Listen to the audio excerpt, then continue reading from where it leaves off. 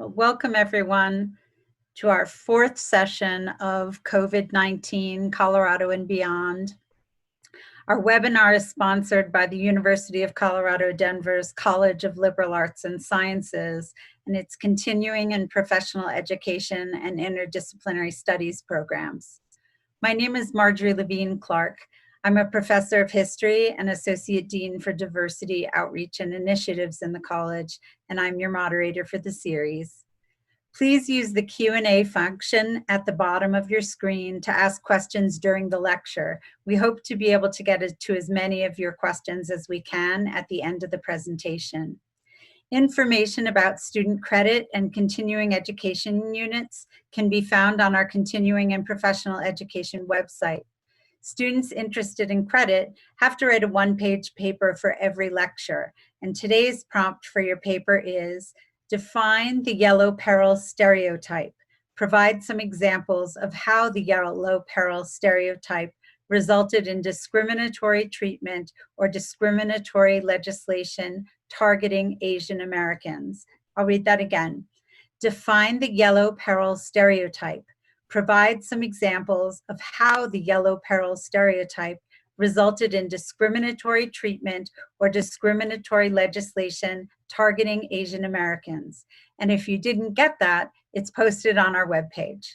The lecture is also being recorded. It will be up on the CLAS YouTube page and also on the COVID-19 Colorado and Beyond website. As usual, I want to thank the many people who made this webinar happen. First, Dean Pam Jansma and Assistant Dean Joanne Porter of the College of Liberal Arts and Sciences for supporting this program and making credit available to many of our students at no cost.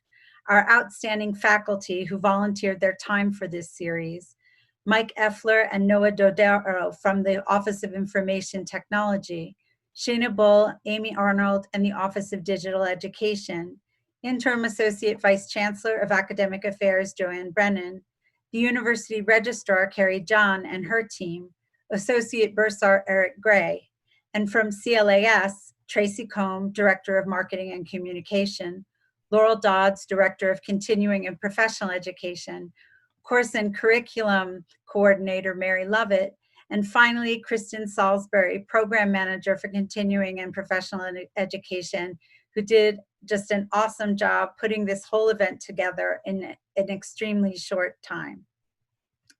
Our lecturer today is Associate Professor and Chair of Ethnic Studies, Faye Caronan.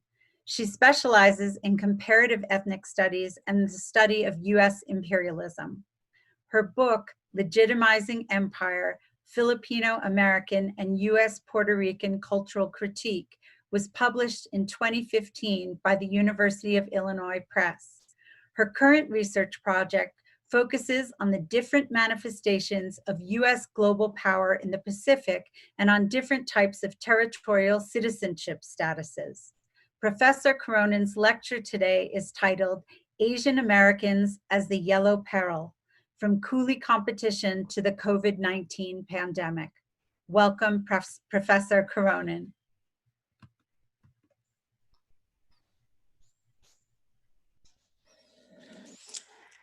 Hi, good afternoon, everyone. I want to echo Marjorie's thanks to everyone and to thank Dr. Marjorie Levine Clark for putting together this collaborative interdisciplinary course on COVID-19. Our world has been so profoundly impacted by this pandemic, and these lectures really help us to make sense of it all. As I was saying, I'm going to be discussing the increased number of bias-related incidents against Asians, not just here in the United States, but really in many nations around the world due to the COVID-19 pandemic. And I'm going to be connecting this to a longer history of discrimination against Asian Americans. So I want to start off by saying that between March 19th and March 26th, Asian Americans reported 650 racist acts just in that 1 week to the Stop API Hate website, which is a collaboration between the Asian Pacific Policy and Planning Council, a group called Chinese for Affirmative Action, and the Asian American Studies Department at San Francisco State. They started this reporting website just 3 days after President Trump called the coronavirus the Chinese flu. Many Asian Americans have actually been caught unaware, and they just feel very much surprised that they're suddenly the target of such hate, because for them it seemed that overnight they went from being as perceived as the model minority and relatively insulated from overt hate to becoming targets for hate and being seen as a foreign threat. And so just to give you a kind of relatively recent, I guess, counterpoint, or not counterpoint, a relatively recent comparison point. In the week after the 9/11 attacks in the year 2001, there were just also around 650 hate crimes reported to the South Asian American Leaders of Tomorrow, SALT, that group. They counted 645 incidents of bias against those who were perceived to be of Middle Eastern descent. So what I'm really going to try to trace today is, what does the current moment have in common with the attacks in 9/11 to 150 years ago? And to make it really easy on you guys who are trying to get credit for the series, the learning outcomes for today, what I'm going to be covering is, we're going to define the Yellow Peril stereotype of Asian Americans, the different components of it. And by the end, you'll also be able to describe how these stereotypes were used to justify unjust treatment and discriminatory legislation targeting Asian Americans. I'm also going to end to give a few examples of Asian American resistance as well. Okay, so let me start by defining the Yellow Peril stereotype. And though I'm going to be speaking specifically about how Asian Americans, how Asians in the United States were stereotyped as the Yellow Peril, I want to be clear that Asians as the Yellow Peril is a stereotype that existed in many other countries. So in Western Europe, in Australia, in Canada, in Mexico, and that also accounts for why there is the rise of anti-Asian bias incidents, not just in the United States, but around the globe during the pandemic as well.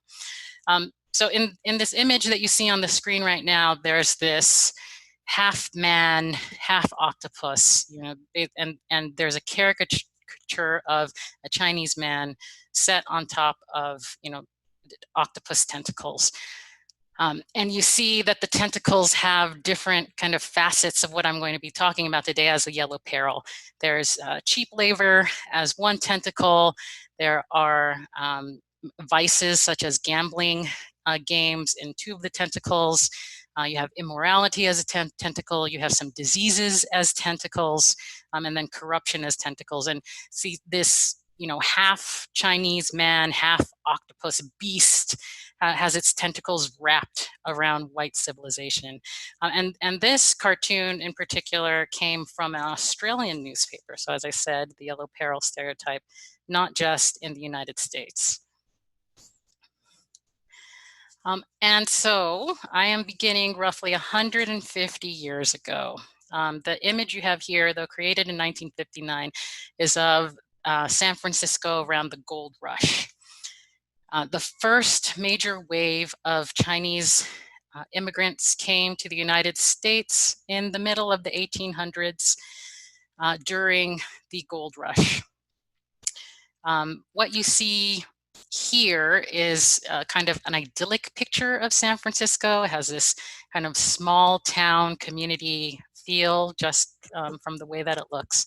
A majority of Chinese immigrants arrived in California during the gold rush, around 44,000 Chinese, and they mostly came from Guangdong province. And this isn't to say that Chinese only immigrated to San Francisco. They also were recruited to southern plantations after the end of slavery, and recruited as strike breakers to industrial factories in the Northeast as well. But most of them arrived in California to try their luck in the gold mines. At the same time, you had white working class men who were trying to escape those factory jobs in the Northeast, and they also headed west. These men imagined California as a place where they could make their fortunes, get their own land, and escape the class hierarchies of the industrialized big cities on the East Coast. So what we see here, this kind of small town community was supposed to be that escape from those big cities on the East Coast. Now, what they found instead was something very different. So just to give you a sense of how different San Francisco was from the rest of the United States, and the rest of the United States, 1 in 10 people were born abroad. But in San Francisco at this time, half of the population had been born abroad. So you had these white working class men who were coming into a very diverse city. And so while they were hoping to come to California to make their fortunes, very few people actually struck it rich during the gold rush. And so the frustration and resentment of these white working class men who had escaped the northeastern cities basically fell on the diverse populations that they found in San Francisco, especially the Chinese. And so this was kind of the historical background to where the Yellow Peril stereotype emerges in the United States. So the first facet of the Yellow Peril that I want to talk about is the Yellow Peril as a threat to white working men. So white working men actually came together to become a political party, the Working Men's Party. And they ran on a platform that was basically a xenophobic, racist platform against Asian laborers. As you see here, there's this cartoon features someone who looks like Abraham Lincoln, and you have many Chinese workers who are coming over, and they're strapping him down with pieces with ties that say cheap labor on him. And so Chinese laborers were seen as a threat to white working men, firstly because in the mines during the gold rush, after some folks would abandon their claims to mines, or they'd abandon mines because they felt that they had mined it enough and there was nothing there, Chinese miners would often find these abandoned claims, and then they would mine it, and then they would find gold. So those white miners who had abandoned those claims actually felt that these Chinese miners are stealing from us. And so there was a lot of resentment around that. But in addition to that, one job that was frequently found after the gold rush was to work on the railroads. And there, again, Chinese laborers became competition to white laborers, and white laborers saw the Chinese railroad workers as really driving down their wages. And so instead of blaming the companies, such as railroad companies, for exploiting the labor of all, they blamed Chinese laborers for being degraded laborers. So they believed that Chinese were not paid as much because they didn't need to be paid as much, because they were degraded laborers. They didn't have families to support, or they were perceived as not having families to support. They were perceived as not needing as much money for the places that they lived in, because they often lived in very dirty places that were places of squalor. It was thought that since they would eat about anything, they didn't need that much money for food, so they could really survive on a lot less. So they were blamed for a lot of the conditions Chinese were blamed for a lot of the conditions that they lived in, even though that was not by their choice. Whoops, that went forward again. Let me go back.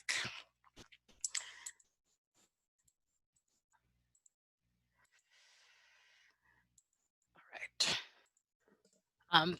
And the next aspect of Yellow Peril threat that I wanted to talk about was that Asians Chinese in particular at this time were seen as a threat to American morality. Here we see, this is taken from the cover of a book that was called The Heathen Chinese. And you see underneath this Chinese man is, it says Ah Sin was his name. And so, this implied that, in addition to this being his name, that he was just inherently, Chinese were just inherently immoral.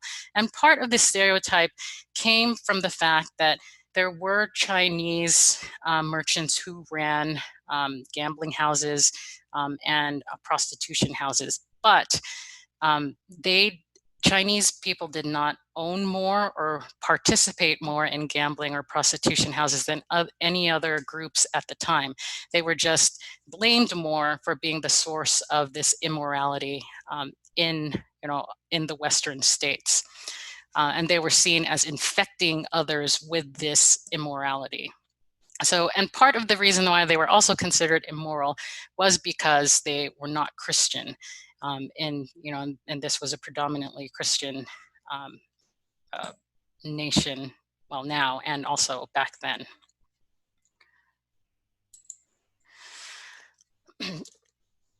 Asians were also seen as a threat to American hygiene because, as I said before, they were seen as basically eating anything. Here there is a picture of a Chinese man eating a rat. Again, as I said, they were blamed for conditions that were not of their own choosing. So they were paid less, and that meant that they, lived in residences that were very dirty and lived in parts of town that were not very clean. And that was, again, not of their choice, but that was the only thing that they could afford. And oftentimes those were the only residences that were available to them that they were allowed to rent in. And so you see that they're, really being blamed for things that are out of their control. So they were paid less, and then they were blamed for being paid less. One thing that I had forgotten to say in one of the prior slides that although Chinese laborers at the time, Chinese men were stereotyped as effeminate and not having families, many of these Chinese laborers actually were supporting families back in China. But because they were not seen as having their families here with them in the United States, that stereotype of them not being family men, like the white families that were here in the United States, kind of stuck with them. Now, related, as a result of the fact that Chinese were stereotyped as living in squalor and eating anything, not having any hygienic standards, Chinatowns became stereotyped as places that were disease-ridden. They were seen as these places that were a threat to American health. Here in this political cartoon right here, you can see that, this is a Chinatown and these ghosts are flying out of it. Malaria, smallpox, and leprosy. So Chinatowns become known as places where diseases are harbored, kind of as a warning for other Americans to stay away from Chinatowns. Now, the last aspect of the Yellow Peril is something that comes a little later, a few decades after the rest of these other parts of the Yellow Peril stereotype. In the early 1900s, Asians are also seen as a threat, or Asian nations are seen as a threat to white nations. And this is due to the fact that Japan wins the Russo-Japanese War in 1905. The war goes from 1904 to 1905. So in the middle of the 1800s, I think it's either 1853 or 1854, U.S. Naval Commodore Perry goes to Japan and opens up Japan to trade from America. And the lesson that the Japanese learn from this is that they need to modernize their military so that they'll be able to defend themselves from Western empires. And so they spend the rest of, between 1854 into the 1900s modernizing their military because they fear that they will become like China. So China, after the Opium Wars, are forced to open up several ports to trade from Western empires, and also open up those ports to let Westerners live in those ports. And Japan wanted to avoid having that kind of Western influence in their country, and so modernized their military as a result of that. So in 1904, Russia and Japan, or Japan declares war on Russia after talks between the two countries over the use of the Korean Peninsula break down. Western empires and Western European empires and the United States really did not expect Japan to win this war because they saw, they regarded Japan as a nation of racial inferiors. So it was really to their surprise when Japan won the war against Russia. And from here, the US began to get worried about its kind of tenuous foothold in Asia. The US had just a few years prior to this acquired the Philippines as a way of expanding its power in Asia, particularly as a way of getting more established with the Chinese markets, and saw the rise of Japanese power as a threat to its own rising power in the Asian Pacific region. And from here, the Yellow Peril also took on this idea that Asian nations were a threat to white nations. Asian nations were a threat to specifically American global power. And so now I'm going to get into the consequences of the Yellow Peril stereotype. So, I've been showing you for the most part these different cartoons that show the different facets of the Yellow Peril. And I want to emphasize that, these cartoons were not just images that circulated and then had no impact. These stereotypes had a profound impact on Asian immigrants and Asian communities in the United States. And so I'm going to go through a few of these before going into more recent consequences of this stereotype due to the pandemic. So I wanted to start with something that was close to home here. On Halloween, October 31st, here in Denver, downtown Denver, there was a race riot in Chinatown. Back then, Chinatown was smack in downtown. It was on 16th Street, I think, between Blake and Wazee. What started out as just a brawl, a fight, a bar fight between three people, became a large, large civil unrest by the end of the night. Crowds came into Chinatown. All Chinese individuals and Chinese businesses were targeted. By the end of the night, most Chinese-owned property had been basically broken into and destroyed. The total destruction just from that one night was around $54,000, which was a big blow to Denver's Chinatown. Although most Chinese at the time decided to stay, even though it was, at great danger to them, they decided to stay. This marked a decline of Denver's Chinatown. And by the turn of the century, by 1900, the population of Chinatown had really dwindled. And of course, there's no Chinatown downtown today. Chinatown eventually moves north towards Ballpark and then is, in 1940s, is destroyed altogether. Now, the biggie was the big result of the Yellow Peril stereotype was Asian immigration exclusion. And this begins in 1882 with the Chinese Exclusion Act. The Chinese Exclusion Act is notable because it is the first Immigration Exclusion Act that targets a whole race of people. The Exclusion Act in 1882, at first it's only supposed to be for 10 years. It states that no Chinese laborers can enter the United States.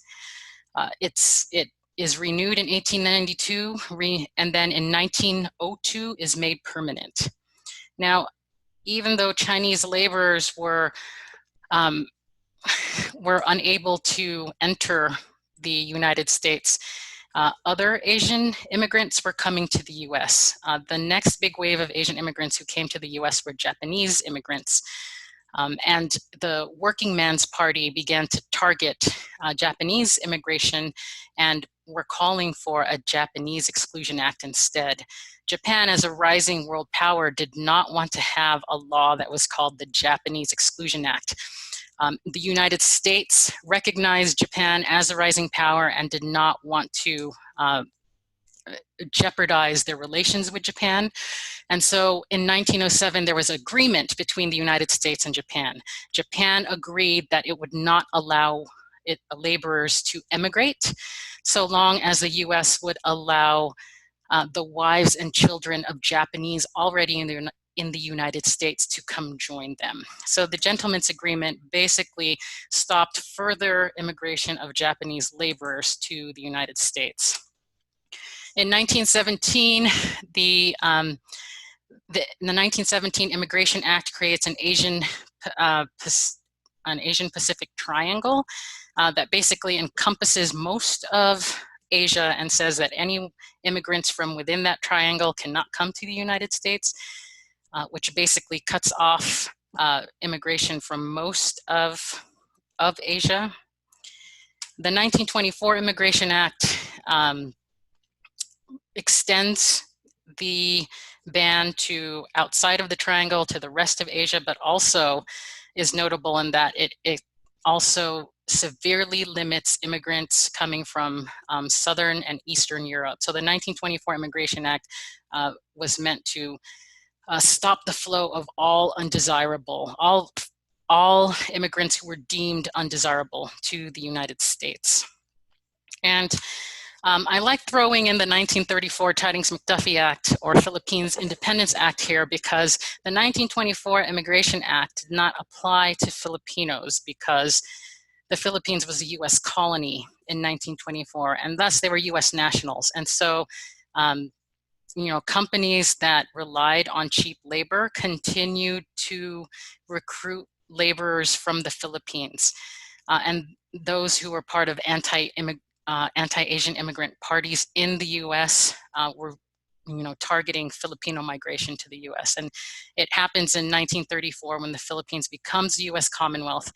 Filipinos lose their U.S. national status and are then unable to come to the United States, even though as a Commonwealth, the Philippines is still part of the United States. And I want to emphasize that immigration exclusion did not just stop, it didn't just stop immigrants from coming to the US. It had a profound impact on Asian American communities because it meant that many Asian communities, with the exception of, Japanese American communities who were able to have wives and children come, many of these communities were bachelor societies. They couldn't have families. If they had families that they had left behind in China, they were separated from their families. It was very difficult for them to see them. Some families were unable to see each other again after these exclusion acts were put into place. So it wasn't just a matter of stopping these immigrants, but it had a profound impact on what Asian America looked like until the lifting of all of these really strict immigration quotas. In addition to the impact that it had on families, it also subjected all Asians coming into the United States for extensive and invasive immigrant screenings. On Angel Island, as opposed to what is seen over, over on the East Coast, when Asian immigrants arrived in the United States, they usually had to stay on Angel Island for days. They went through extensive interviews where they had to prove who they were in order to enter the United States. They also had very invasive medical procedures to ensure that they were well and that they would be fit to work in the United States. Now, in spite of the fact that there were these exclusion acts, these screenings were for people who had gone out to visit and were returning. They had to prove who they were, or these were screenings that U.S. citizens had to go through. If you were a U.S. citizen but you weren't pre-approved to leave and come back, you were subject to these immigrant screenings as well upon landing and these West Coast ports. Another thing that occurred were during outbreak responses. So I'm going to talk specifically about the Bubonic Plague outbreak response, 1899 in Hawaii, in Honolulu. There was the outbreak of the Bubonic Plague there.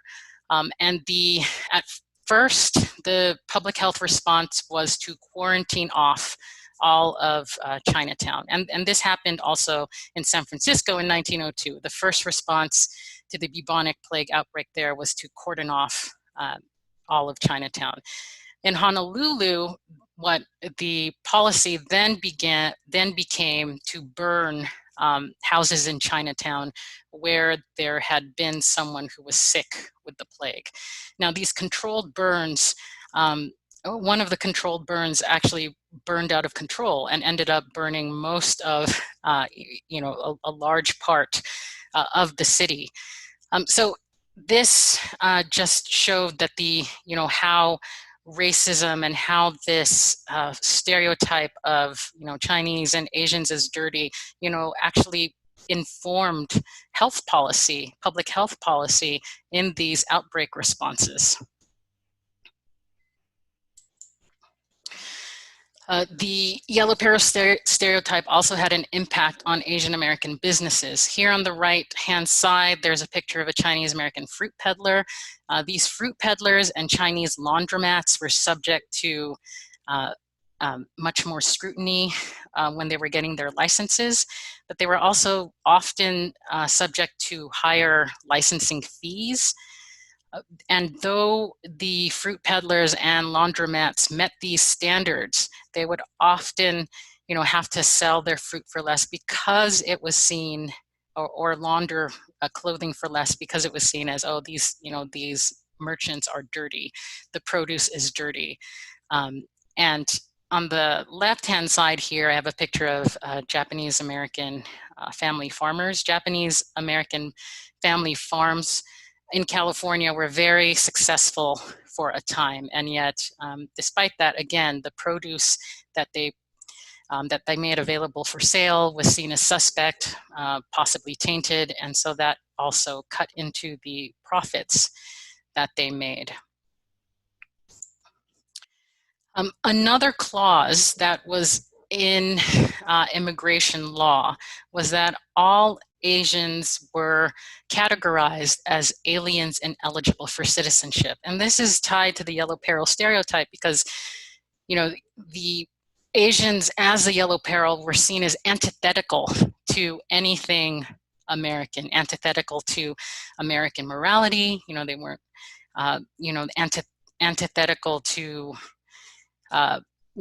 hygiene standards. They wouldn't eat things that were civilized. They were just constructed as completely the opposite of what people thought and Americans were, that they were seen as not being able to assimilate into Americans. And so Asians were not able to naturalize as citizens. And one effect of this is that Asian immigrants, Asians even today are seen as forever foreigners. Often when I am outside of California, people will ask me, where are you from? And I'll say, oh, I'm from California. No, where were you born? And then when I give the state that I was born in, they'll say, no, where were you originally from?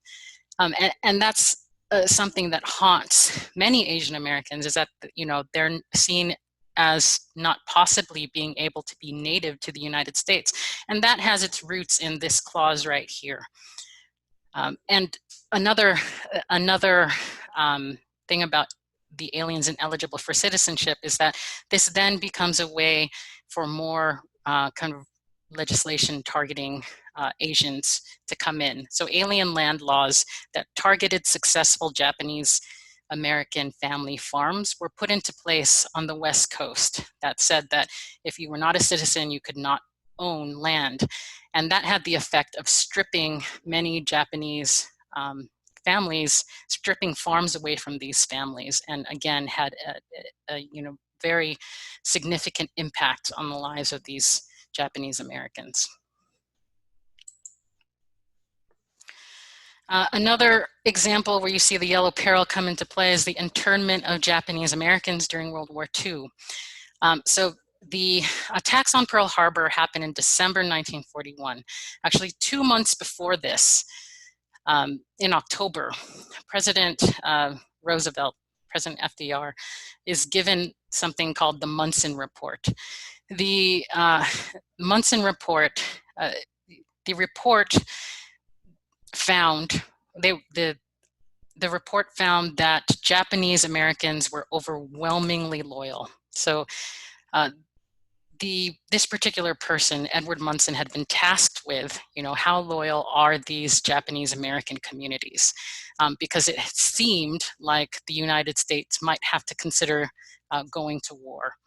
And despite the fact that this report said that Japanese Americans were overwhelmingly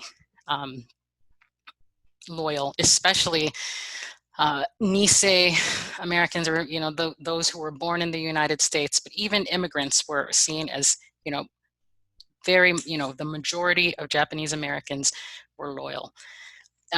So despite having that data, in January 1942, President Roosevelt still signs the Executive Order 9066, which interns 120,000 Japanese Americans from the West Coast into these camps that you see on the map here. And this included not only immigrants, remember immigrants who were not allowed to naturalize as citizens, but also American-born citizens, so folks who were born in the United States. Also, there were Japanese American babies who were orphans. They were in orphanages, and they were taken out of these orphanages and put in these internment camps.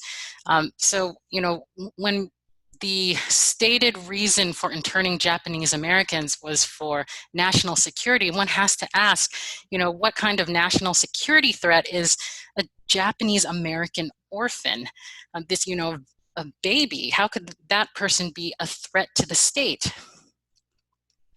And I'd also like to point out that though the U.S. was also at war with Germany and Italy at the time, there was not this mass internment, mass removal and internment of German Americans and Italian Americans from the East Coast to the interior of the United States. Again, that has its roots in the Yellow Peril stereotype and just how, Asian individuals, Asian countries are just seen as this threat to Americans and to the American nation. And my last example, I guess historical example that I'm going to give is the murder of Vincent Chin. On June 19th, 1982, Vincent Chin, a Chinese American man, goes out with two of his buddies to a bar for his bachelor party. And let me give some background here. This was in the early 1980s when the U.S. automakers facing stiff competition from Japanese automakers. And so the U.S. automakers were basically, there were a lot of losses of jobs because more people were buying Japanese cars, which were more fuel efficient in a time where gas prices were rising. So Vincent Chin, on his bachelor party at a club, he, in the bar or club, these two men last names Ibn, I think Ronald Ibens and Michael Nitz. Ibens turns to Vincent Chin and says, it's because of you little mother effers that we're out of jobs. And Vincent does not just, let the insult roll off his back. It leads to a bar fight. They're all thrown out of the bar. The fight continues outside, but it breaks up. And Vincent Chin and his friends eventually find themselves in a McDonald's afterwards. But Ebens and Nitz go around driving around the neighborhood until they find Vincent Chin in this McDonald's. Vincent tries to escape. He's running out of McDonald's in the McDonald's parking lot when he's held down by either Ebens or Nitz, and the other one beats him to death with a baseball bat. He dies in the hospital 4 days later. Even in Nitz, eventually they face charges of second-degree murder, but they are able to get those charges down to manslaughter. They do not spend a single night in jail and are only fined $3,000. The judge who who sentenced them said these are not the kind of people who are murderers, and that was a justification that was given for letting them go. This eventually led to a large movement and led to some hate crime legislation. But again, this was a Chinese American man who went out for his bachelor party, and because of competition between the Japanese and U.S. automakers, was beaten to death. Again, that the logic that was used was this Yellow Peril logic. Okay, and now I'm going to get into more recent examples and what has been going on since the pandemic started. Let's see, how am I doing on time? I'll skip this video here. I'll just describe it very quickly. This video that I was going to show you was a political ad that came out in 2010, and basically is the ad shows a Chinese professor in front of a class in the year 2030.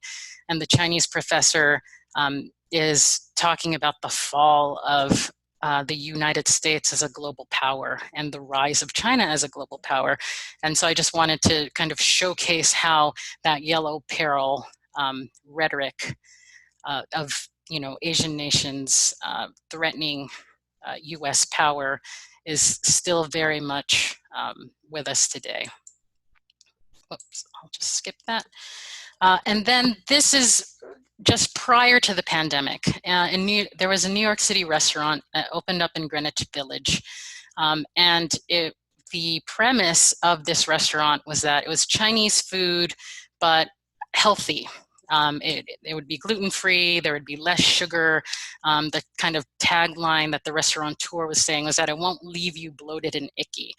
The restaurateur was she was a white woman, and there was a backlash against her because she was relying on this long-held narrative of, Chinese food as being unhealthy for you, and Chinese restaurants as being unhealthy for American bodies. And so eventually the restaurant was only open from April 2019 to December 2019 because of that backlash.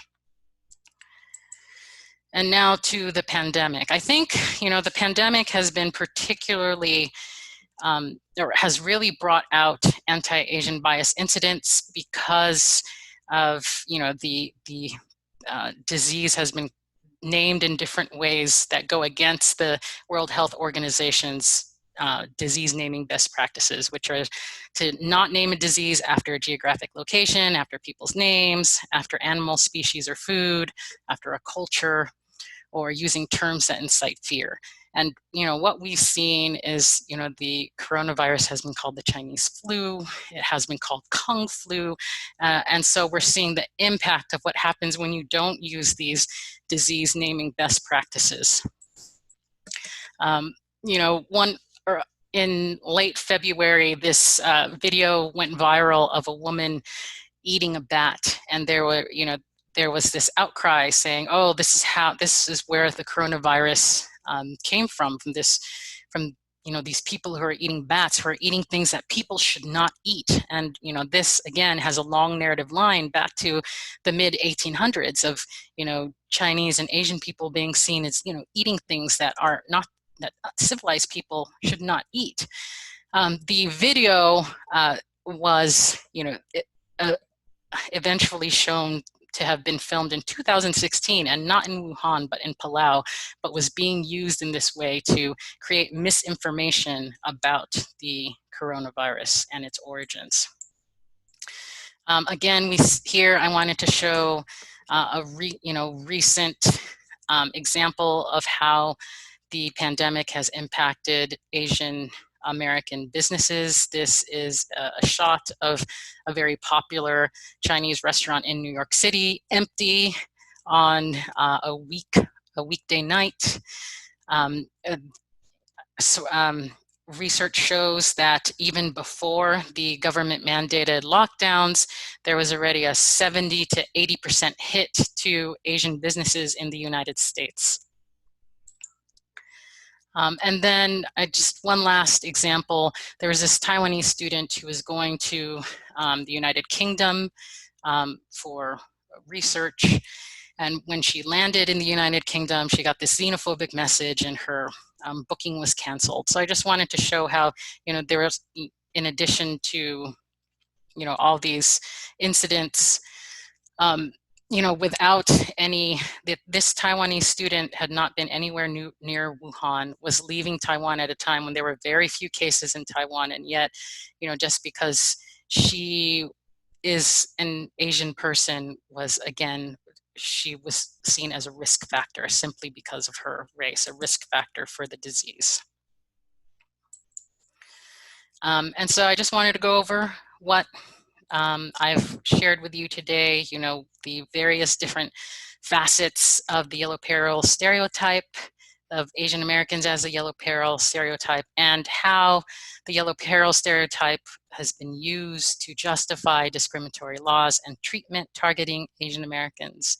And so I can get to your questions. I'm going to go through this next part really quickly, but I did not want to end on a depressing or sad note. So I wanted to talk about Asian American API resistance and allyship.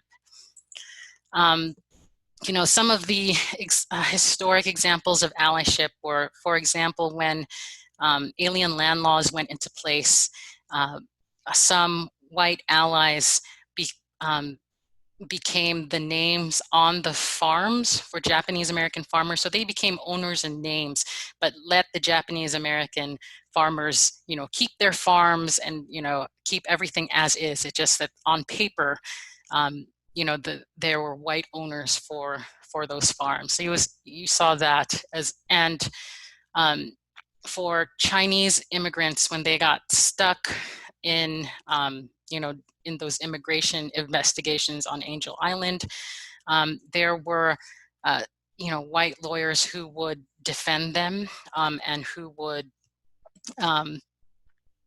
try to bail them out of being, in their immigration holding on Angel Island.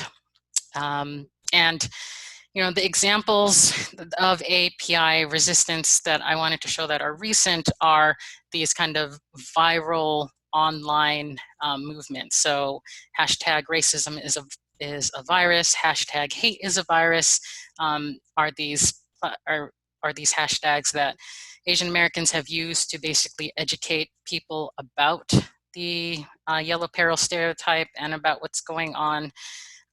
The Stop API hate reporting website is another example of how Asian Americans are, resisting the racism that they are experiencing right now. I wanted to say that official statements matter. Obviously, I began by talking about how there were these 650 incidents against Asian Americans in a little over a week after President Trump called the coronavirus or the Chinese virus. Back during World War II, here in Colorado, Governor Carr was one of the very few politicians in the U.S. to speak out against Japanese American internment. It was to his political detriment. His political career ended shortly thereafter. But Japanese Americans after internment, many came here to Colorado because they knew that this was the state where the governor had spoken out against internment, and they felt welcomed here. This picture here is a picture of some individuals from the JACL honoring Governor Carr with this statue. And I wanted to point out that here at our university, there have been statements against hate. There was the statement more recently where our university stood in solidarity with the Black Lives Matter. But the mayor and our university spoke out against the discrimination and harassment that APIs have been facing during the pandemic. And that is very important, an important way to show allyship. And then very quickly, just to think about individual allyship, either you could call out bias when you see it, you can report it, you can not share misinformation like that video, you can show empathy and compassion for folks who are targeted. Just a few ways. I'm going to quickly scroll through this, but there are different places here in Denver and in Colorado to report hate incidences. And if you're interested, there are a number of organizations that are offering upstander training. So how to be an ally, not just for Asian Americans, but for different racial minorities at this time. And so thank you. I've gone over time, so I'll take your questions now. I wanted to end with this screen to say that I'm very proud of being part of a university whose goal is to be inclusive and open to all. Great, thank you so much. I'm trying to figure out, I don't see myself, but I think you can hear me. Can you hear me? Yep. Okay, great. I'm not sure why my video is not popping up too, but so the first question I have for you, that was great, by the way. As a historian, I love hearing about the historical background to these kind of pressing issues that we're facing today. You said there was a significant hit to Asian-owned businesses even before the lockdown. Are there corollary statistics for other businesses for comparison? No, unfortunately, I don't have those statistics. And I think, I think since they're not, since it was before the lockdown, I think that perhaps if we were to look, there might be some statistics during the lockdown, how different businesses were impacted. But since this was prior to lockdown, even in February, before, could even imagine a lockdown, that it was significant. Right. So another person writes, I was curious about why Japan agreed to the gentleman's agreement. Can you provide more info on that? Was it a way to appease American aggression, or did they have their own reasons?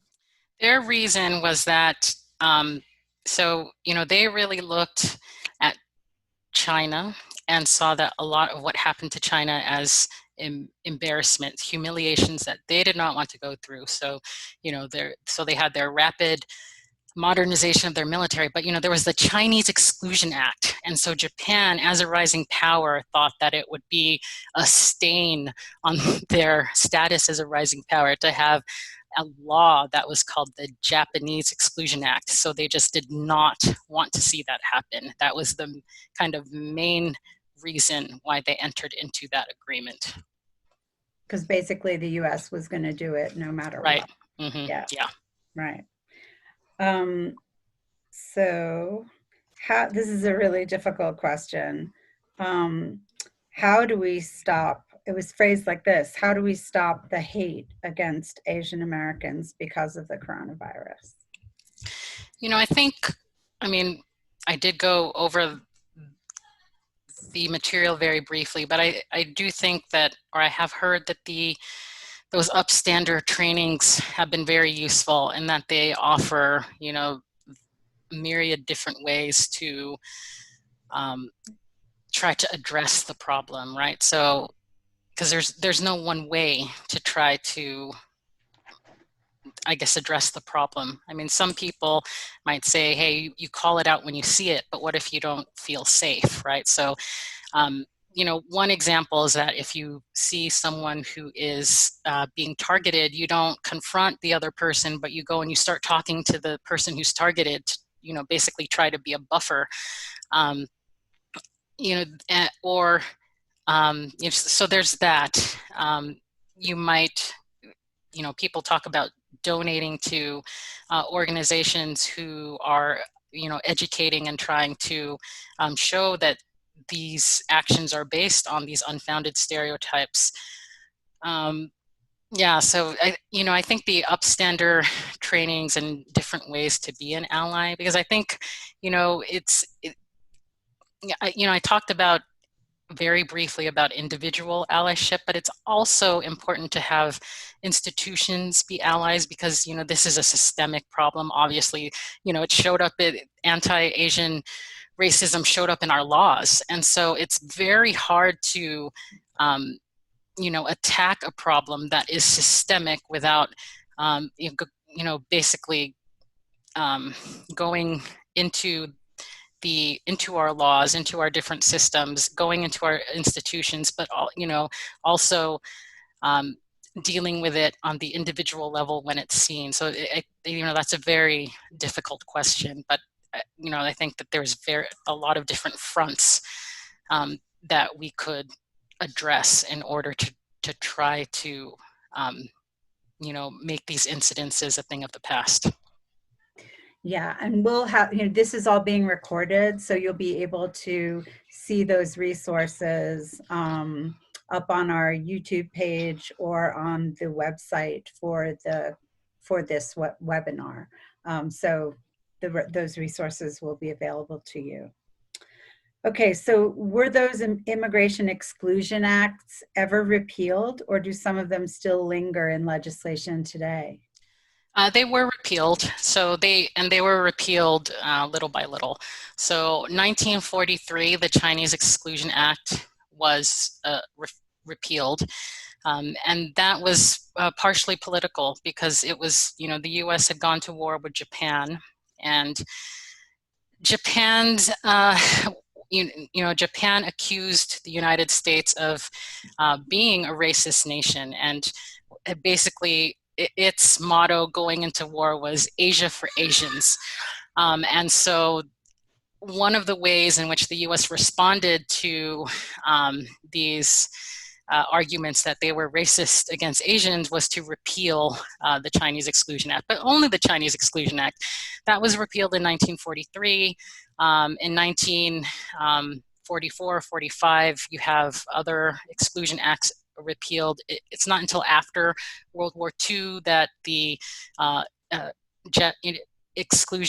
immigration exclusion of Japanese is repealed. So, but by the time you get to the 1950s, all of those exclusion acts are off the books. In 1952, the 1952 Immigration Act basically does away with all of the exclusion acts altogether, but the 1952 Immigration Act, I think the quotas there are still quite low for immigration from Asian countries. It's not until 1965 that the low numbers, the low quotas for immigrants from Asia are completely lifted, and that's when you see a kind of significant immigration from Asia after 1965. Thanks. Just to follow up on that, are there different quotas today? No, they're not different quotas today. The 1965 Immigration Act made it so that each country, there's a hemispheric difference between the Western and Eastern hemisphere, but each country has a set quotas. Just some countries' quotas are much, you know, there's more supply than demand, and that's why there's backlogs from many Asian countries. Right. Okay, thanks. So what events in history led to Asian Americans being seen as the model minority, as opposed to other groups who even to this day are seen as degrading or uneducated? Yeah, so, I the Yellow Peril and the model minority, I often tell my students that these are actually two sides of the same coin. They don't seem like it, but they are. So the model minority stereotype, you can see little kind of echoes of it um, in the Yellow Peril. If you think about it, right, the idea of Chinese laborers as being competition to white laborers, that it's, the other side of that is, oh, they do their job so well. That's part of that model minority rhetoric. But that really comes to the fore during World War II, in part to answer those, Japanese and the Axis powers saying the United States claims to be fighting a war against racism, and yet they're very racist. And so the model minority is heralded as, oh no, but look at these people that we've discriminated against, and now they're being successful. And this goes on during the Cold War, where the US actually showcases Japanese Americans and says, hey, we interned them, but now look how successful they are. And then it really becomes solidified in the 1960s during the civil rights movement, where Asians are then pitted against African Americans and other minorities who are, in the civil rights movement. There were Asian Americans in the civil rights movement as well, but, they're often not talked about because then that would make the pitting them against each other too messy. So, Asian Americans were heralded as, oh, they didn't need any help or any laws to level the playing field, and yet they are successful. And so at that point, during the civil rights movement, is when the model minority stereotype really becomes solidified. And then since the model minority and Yellow Peril stereotype actually share quite a bit in common, it's basically when the model minority becomes too successful, then they become the Yellow Peril, they become a threat. And so so it's a very delicate balance, but a lot of the same characteristics are there in both stereotypes, Right. just spun different ways. Yeah. Well, I have three really good questions here. So do you think that now we have more information on the virus that people will understand that there's no justification for targeting Asians? I would hope so, but there's just so much misinformation going around about the coronavirus. I mean, there's even debates around masks, when it seems that research shows that if everyone wore masks, that it would make there'd be a demonstrable effect in stopping or slowing down spread. And so I'd like to say that yes, I mean, there's enough evidence out there to show that Asians aren't more susceptible. In fact, it seems that the disproportionate effect is actually on African Americans and Latinos and Pacific Islanders, as opposed to Asian Americans, Asian American communities. But like I said, there's so much misinformation that I'm not, if people can't even get on board with masks, I'm not sure that there could be a consensus on these racist ideas about the coronavirus, especially since, over the weekend, again, the president was using the same, Chinese virus. He was still using that rhetoric. No. So in current legislation, what changes would help push back against racism the most, or recommendations of legislation to keep our eyes on? Hate crime, after the Vincent Chin murder, um, you know, that was I guess, example of allyship that I didn't bring up since I was rushing at the end. But, the ACLU, African Americans actually came out in force. African American civil rights organizations came out in force and stood with Lily Chin, who was Vincent Chin's mom. And that led to some hate crime legislation. But the bar, so federal hate crime legislation, the bar is very high to prove a hate crime. Basically someone has to be hurling racial epithets while they are attacking you in order for there to be enough evidence for it to be a hate crime. And then beyond that, different states, different jurisdictions have different hate crime laws as well. So I think that, one thing that might be effective is just stronger hate crime legislation, since it is very difficult to prove a hate crime. And I'm not sure if there's any anything in the pipeline right now for making hate crime legislation any stronger, but I think that could help. Yeah. Okay, a final question. Well, I do have a comment up there saying no question. I just wanted to say this was a fascinating lecture. And I grew up in the Bay Area and didn't learn any of this history. And we know, right? I mean, this is the history that needs to get told. Has the U.S. ever formally apologized to Japanese Americans for what happened with internment?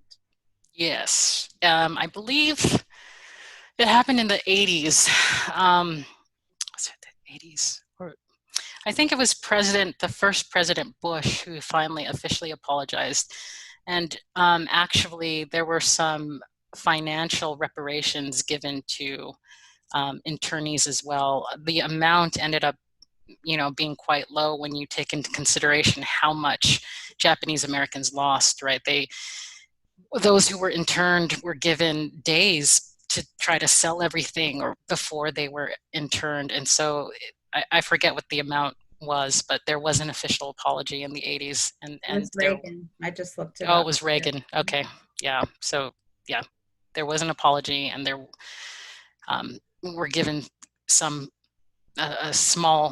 a relatively small amount compared to the losses. Were given some financial reparations. Right. All right. Well, thank you so much, Professor Caronan. This has been really, really interesting.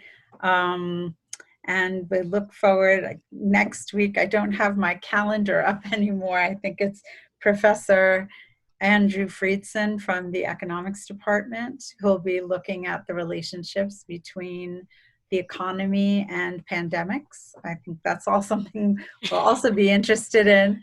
So we hope to see you next week. And thank you again, Professor Caronan. Thanks. Yeah, this was great.